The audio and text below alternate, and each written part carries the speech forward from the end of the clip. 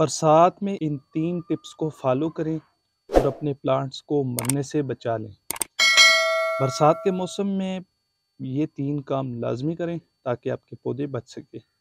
बिस्मिल्लाहिर्रहमानिर्रहीम, अस्सलाम वालेकुम वरहमतुल्लाहि वबरकातुहू। उम्मीद करते हैं आप सब दोस्त अहबाब खैर वाफिज होंगे। वेलकम करते हैं अपने YouTube channel kitchen gardening method में। आज हम आपको कुछ ऐसी 3 टिप्स बता रहे हैं, बरसात के मौसम में लाजमी कीजिएगा, वरना फिर आप पछताएंगे और कहेंगे कि काश हम इन टिप्स को फॉलो कर लेते तो हमारे प्लांट्स बच जाते। सबसे पहले काम बरसात के दिनों में बहुत ज़्यादा अहम है। बरसात में बहुत ज़्यादा बारिशें हो जाती है और आपके प्लांट जो है ना वो फुल पानी से भर जाते हैं। ठीक है, ये देखें अभी इसमें भी काफ़ी सारा पानी खड़ा है और हम इस पे ध्यान नहीं देते। ठीक है, और हम समझते हैं कि चले पौधों को पानी मिल गया है, एक ही दफ़ा में काफ़ी सारा पानी मिल गया, चले हम 2-3 दिन पानी नहीं देंगे। तो ये बहुत बड़ा मसला है, क्योंकि अगर पानी इसी तरह खड़ा रहेगा तो पौधे की नाजुक जड़ें हैं वो गल जाएंगी, पौधे ग्रोथ नहीं करेंगे।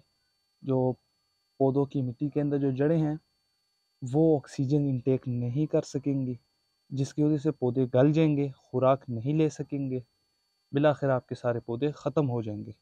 First of all, over watering नहीं होने देनी। ज़्यादा बारिशें हो गई हैं तो कोशिश करें कि गमलों को आप इस तरह से उल्टा दें। एक्स्ट्रा पानी जितना भी है, अगर बारिश हो रही है दौरान बारिश ही आप गमले को उल्टा दें। ठीक है, या बारिश के बाद भी कर सकते हैं, क्योंकि बारिश बहुत ज़्यादा हो रही है आजकल।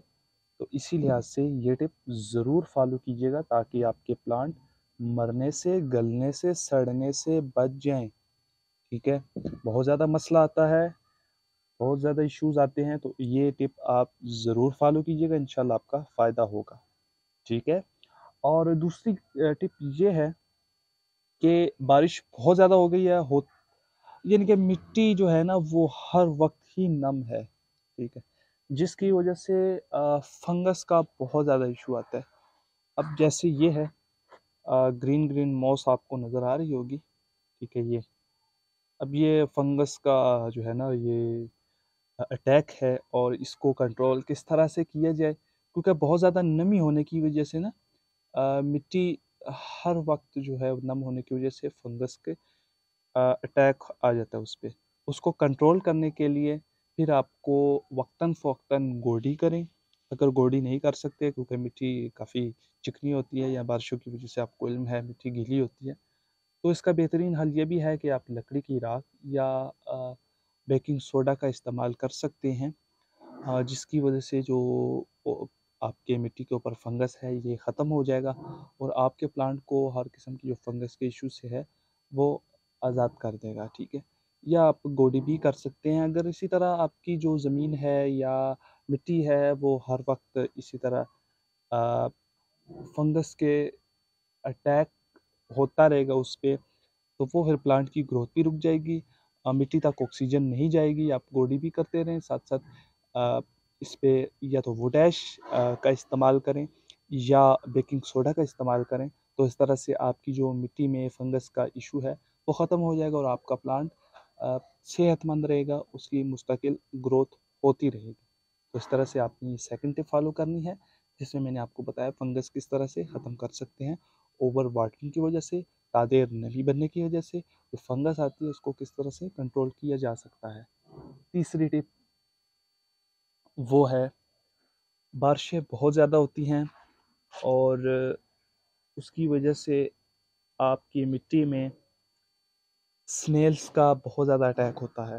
ठीक है, स्नेल्स आमतौर पर रात को ही निकलते हैं, अपनी कार्रवाई करते हैं और आपके प्लांट की जो जड़ है उसको खा लेते हैं, जिसकी वजह से आपका पौधा पता ही नहीं चलता और ख़त्म हो जाता है। ठीक है, जो स्नेल्स है ना वो रात को निकलते हैं, रात को अपनी कार्रवाई करते हैं। ठीक है, दिन के टाइम मिट्टी के अंदर छुप जाते हैं क्योंकि नमी इनको मिल जाती है, जिसकी वजह से जो स्नेल्स वगैरह है ना वो आपके प्लांट के तने को, रूट्स को, पत्तों को डैमेज करते हैं, ख़राब करते हैं, ख़त्म कर देते हैं।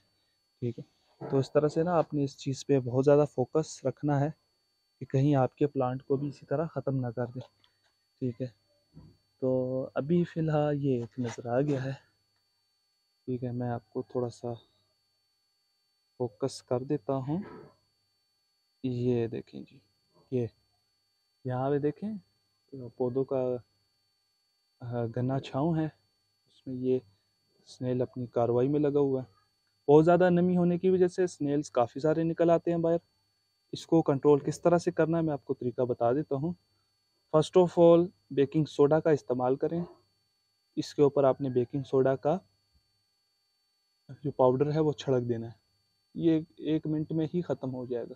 ये बहुत इफ़ेक्टिव तरीका है, इसको आप ज़रूर इस्तेमाल करें, क्योंकि ये जो है ना, ये